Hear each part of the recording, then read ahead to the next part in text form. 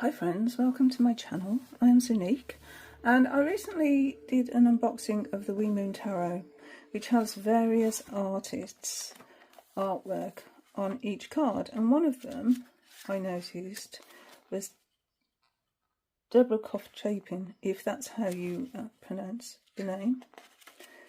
So there's actually two cards I found in the deck by Deborah. Now Deborah, I've got other decks by this artist. I have got Soul Cards 1 and 2. I had these for years and years. Oh, it's all falling apart. But yeah, they are amazing, amazing cards. And within these, you can see, I might be getting ahead of myself here, but there's something that I've been noting. Oh, the way this has been boxed is dreadful, but we'll go with it.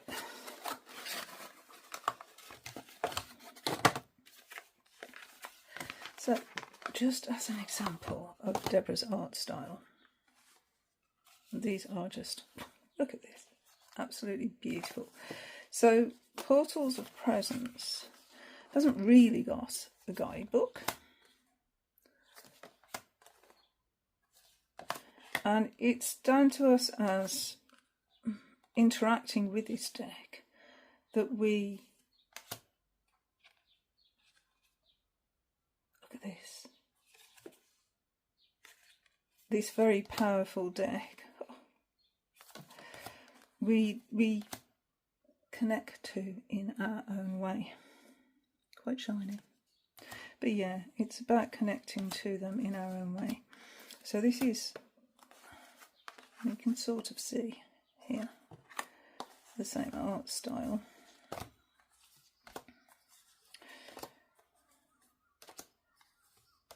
another deck by the same creator. Just to say, these are the guidebooks for the soul cards, and there's really not very much in there.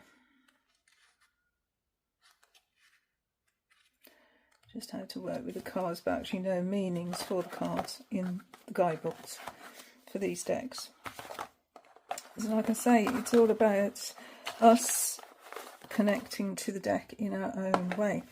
Yeah, a little bit of a different way of working with Oracle, not being guided by the creator's intention, but actually using our own psyche, if you like, you know, to connect with the cards. Anyway, another of the decks that I've got is this Portals of Presence. Now the Portals of Presence are direct faces.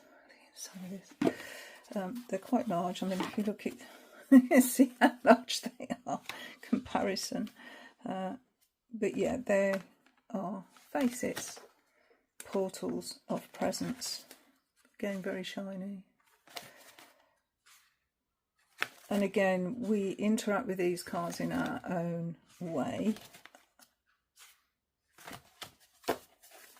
Now the reason I've got this one out is because it reminded me of a, just by looking at the front of this deck that I've just bought, I thought I might do a side by side with these two, because I don't know, it reminded me of the Portals of Presence, and having just not long ago looked at the Wee Moon Tarot and seen these cards, it also reminded me of this artist, and I thought, you know, let's do a side by side comparison with these two decks. Now they're both older decks. Still in print, you can still get them, obviously, as I've got one. So this is by Rosie Aronson, PhD, and this one does come with a guidebook and stories. So 64 faces. What do we get in this one? 72. So we have 72 cards in the Portals of Presence, and you can see the art style. So it says, gazing into the 64 faces of awakening is a unique contemplative door to an inner space of surrender and serenity. Work with these wisdom keepers in your daily life, and you will open up this secret door inside your heart. They are here to soothe and soften the soul, and to invoke the very best of our human qualities and aspirations. The cards are extraordinary, and that's written by Richard Rudd. So come celebrate the soul of the world, a miraculous multiplicity of one, as revealed in the magical Wisdom Keeper's Oracle deck. This deck is an empowering tool of self-acceptance and understanding, a playful way to embrace our shadows with love and uncover the gifts only we can bring to the world. These 64 Wisdom Keepers offer direct, heartfelt ways to work with the emotions, fears, and challenges we all face. They embody archetypal themes and concepts found in the 64 hexagrams of the I Ching, and explored in Richard Rudd's profound visionary book, The Gene Keys. Interesting. Okay, so we've got a 165-page guidebook. And as I say, it's stories. The back of this one says, enter a deeper relationship with yourself and the world through the universal language of the human face. The images in this deck were selected from 20 years of work created in the presence of ancient trees, mountains, standing stones, temples, cathedrals, and human wisdom carriers from many lineages. Each face radiates in a unique presence. Think of them as allies, nature spirits, beloveds, or visitors from subtle realms. Gaze deeply and explore your relationship with these beings. Rather than offer written meanings, the guidebook supports you to cultivate your own experience with the cards. It offers ways to select them, lay them out, and enliven them through creative processes. It also includes an audio download of a guided meditation with original music. Use it to hold sacred space while you work with the cards. And it says portals of presence can be combined with the soul cards 1 and 2, each deck bringing a new dimension to the others. So yeah, you can use them alongside these. So it's a very personal experience that's going to be different from person to person, yes. But I just thought we'd look at them side by side. Because you know me, I like, or if you've watched my channel, I actually like doing side-by-sides with decks that look quite, have the same sort of similar energy. This is a 2-part box with a thumb cutout. This is the inside, which is the key. And I like this because the wings, they sort of offer transformation by opening the key. Or using the key to open your mind, maybe. I mean, look at this.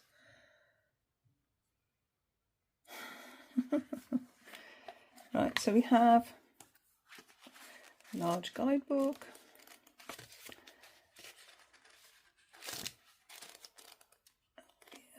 so the human face, dragonfly wings. When was this? Anyway, 2016. Yeah, 2016. This one, let's find a little book. Let's see what date this one is. It says 2021, so it's not as old as I thought. But yeah, I think this is going to work well together actually. So that's the inside of the bottom of the box. Let's take the band off. Size-wise, they're not too different from each other. Very glossy cardstock on both. So yeah, I think you could work with these two together actually quite nicely. Okay, I'm just going to go through the cards side by side for a while and get to the guidebook later for this one, the Wisdom Keepers. But it has all these markings on the face, so we're wearing who we are on the outside, glowing from the inside. Gosh.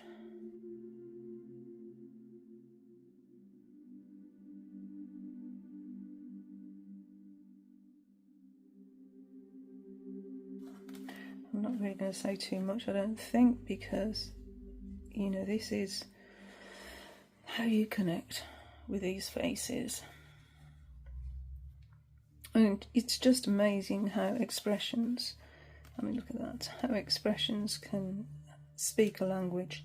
And they say that speech is only 10% of language. We do tend to read each other's faces when we're talking, don't we? And especially the eyes.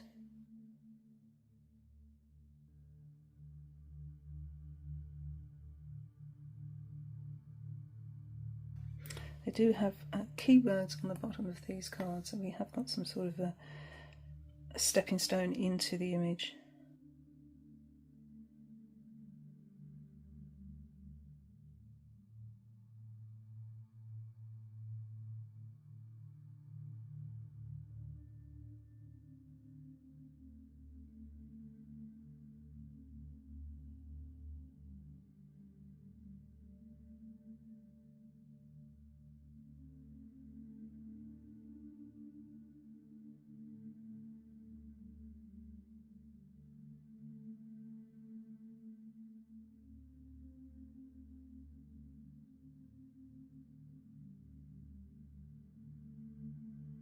Great keywords, aren't they?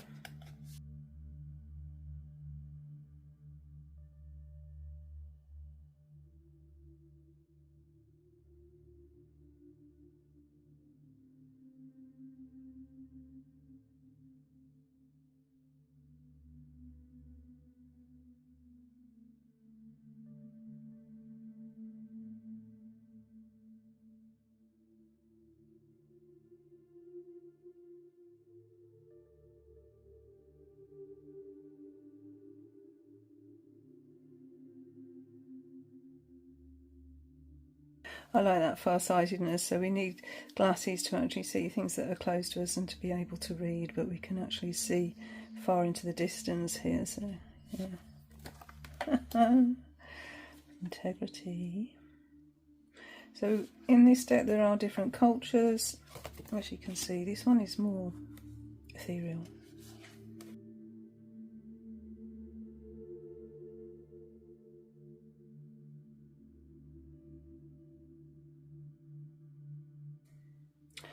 These doves of peace. And the fish. Feels quite Christian, doesn't it? Authority. Interesting.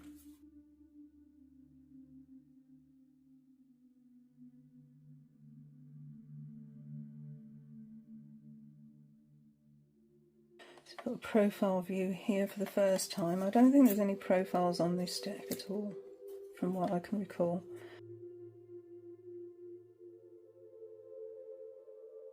Invention, is that?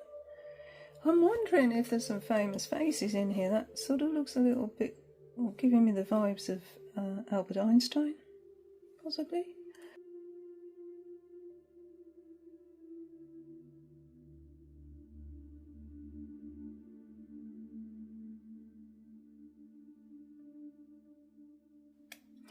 Got the paint palettes there on the cap.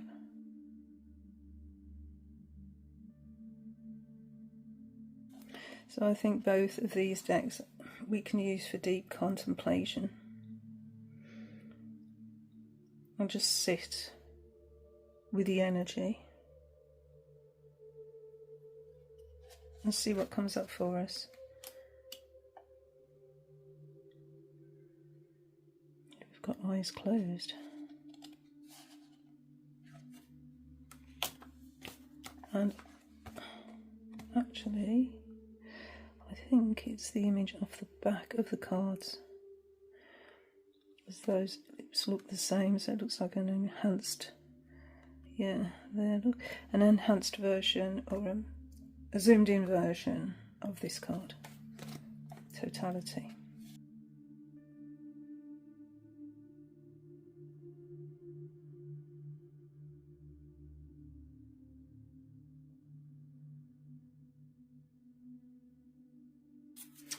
That looks a little bit like Robin Williams.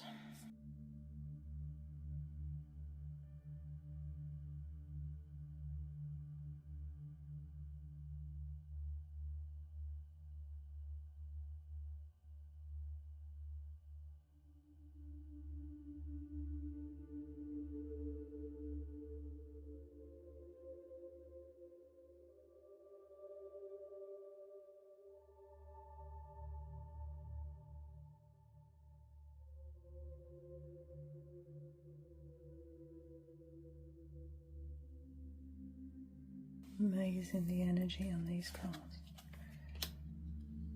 And the shapes as well.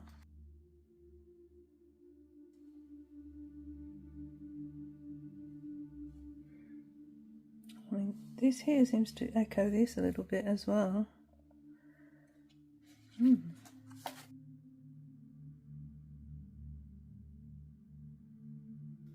This star over the third eye there.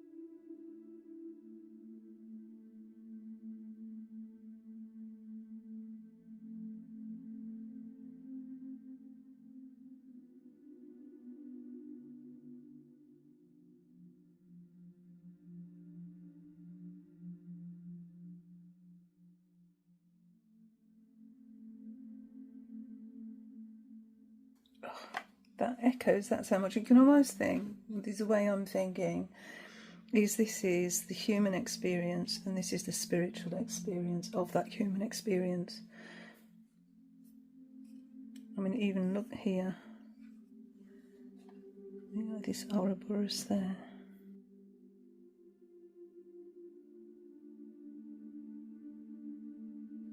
I mean, if you look at this, we have sort of the third eye open with sharp focus here, and then we've got this eye here. Amazing.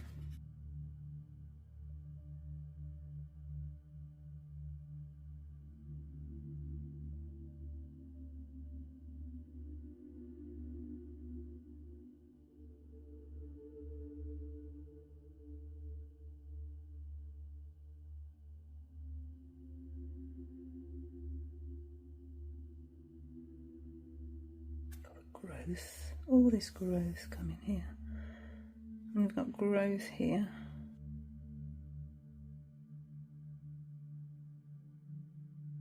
Transmutation, look.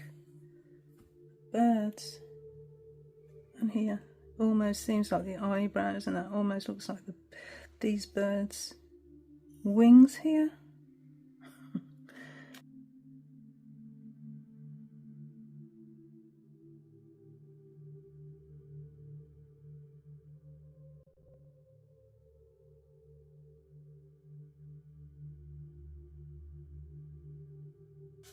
Revolution, and we have a circle.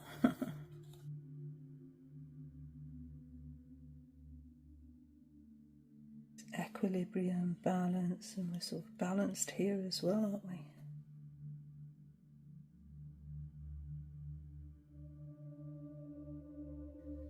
It's just, I'm just finding this incredible. You know, we've got this shape here, and then we've got this shape here.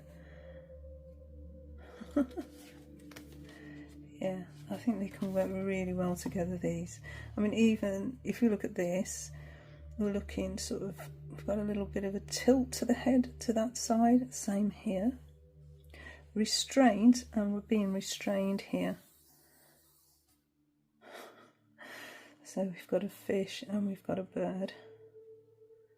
And we have a bird.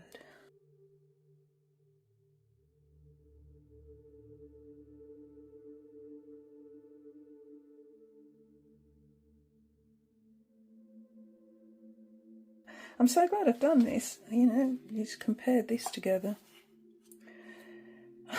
This aspiration, and we're breaking free of confines. The masks that we wear.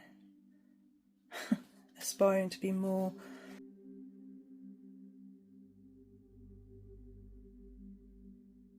I am so glad I've done this. I mean, it's just echoing, isn't it? It's just giving me all the feels, this is. It's giving me all the feels.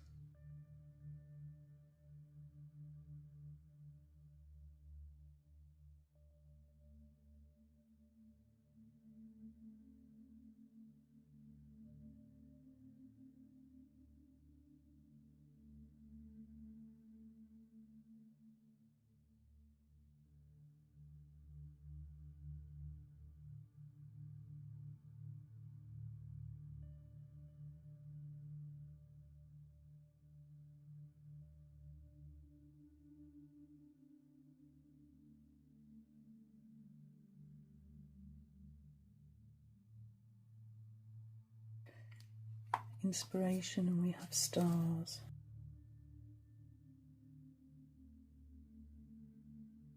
Look at this, seems so joyful, doesn't it? Seems so joyful.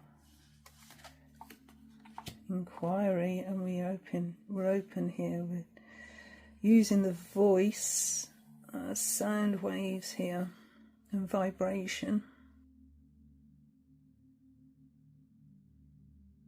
Oh, an elephant. You know I love elephants. Oh, beautiful. I think that's the glass card, so we'll just go through these.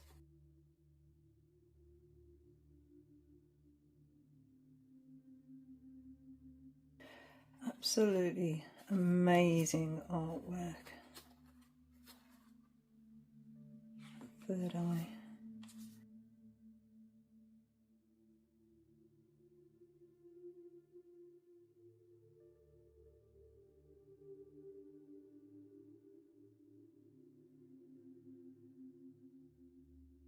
Beautiful.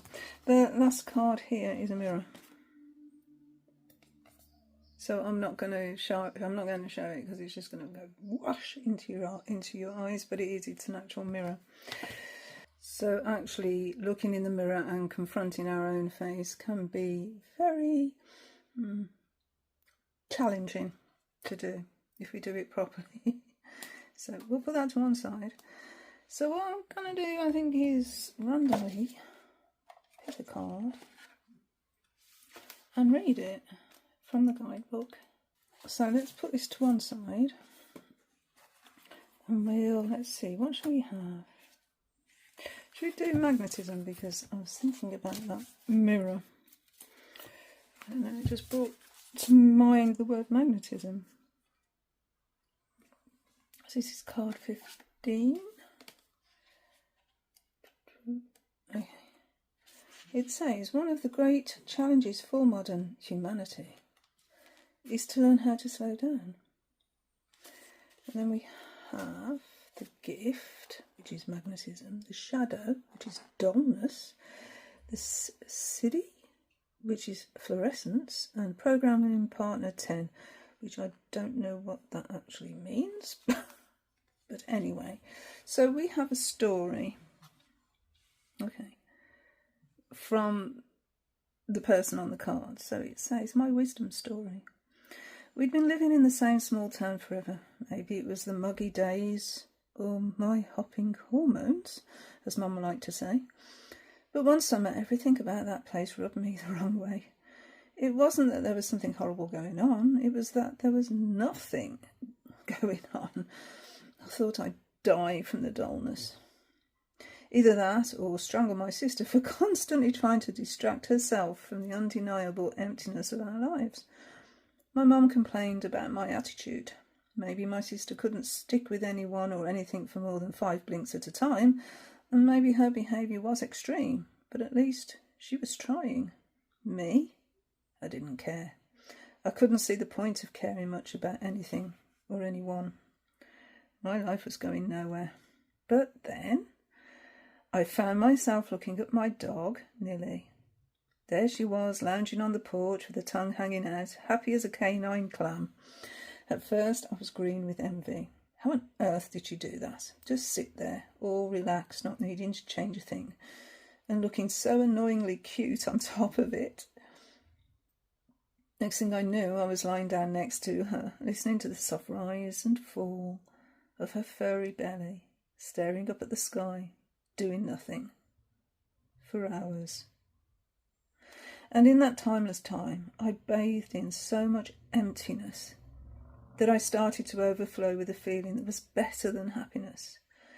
Tears welled up, and I squeezed Nilly until she could barely catch a pant. Since then, Mum says I'm giving off a glow. Even my sister is slowing down enough to hang out with me, even when there's nothing at all to do. Then it goes, my gift to you. If a country girl like me can find magic in the dullest places, so can you. But I'm here to tell you that you mustn't fight the dullness, or it won't work.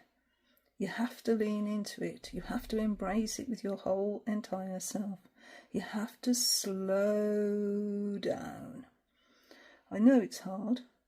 It may even feel scary, but if you do that long enough without judging yourself for being lazy, you're very likely going to find yourself feeling pretty excited about life, and with an irresistible magnetism gleaming out of your beautiful eyes, and you won't even need a reason for it. And then we have questions, 1, 2, 3, 4, 5, 6 questions to ponder or journal about. So the first question, do you try to escape dullness and feelings of emptiness through a flurry of activity that doesn't truly feed you? I think we're all sort of, I know I am guilty of that. Social media. Anyway. Or do you collapse into it through depression or resignation? Oh, that's a deep question. Wow. What quality would you like to emanate from within? Do an experiment where you embrace dullness completely. Go for it. See what happens. Spend time with a completely relaxed animal. Learn from them. Think of someone you know who has deep personal magnetism. How can their modelling help you to allow your own inner essence to shine? So, wow. Wow. That's a really, truly deep deck, isn't it? I'm going to enjoy working with this one. And yeah, I'm going to enjoy working with it alongside the Portals of Presence. Just to show you the guidebook for this, actually. It says the vision for the deck, how it came about, how to use the cards, approaching the portals. And there's the audio recording, card back gazing, exploring the deck, selecting the portals, a reflection, divination, reflection and divination, a portal pull, deep gazing and visualization of a sacred card. Creative explorations within the portals, writing, verbal, processing, movement and touch, mirroring, breathing, vocalizing, image making, connecting with the natural world, creating an altar, we've got a picture of an altar there, photographing the portals, dream incubation, closing the portals, gratitude and closure, return to yourself, attuned to presence around you. And then several cards together. So a tapestry of faces and grouping them.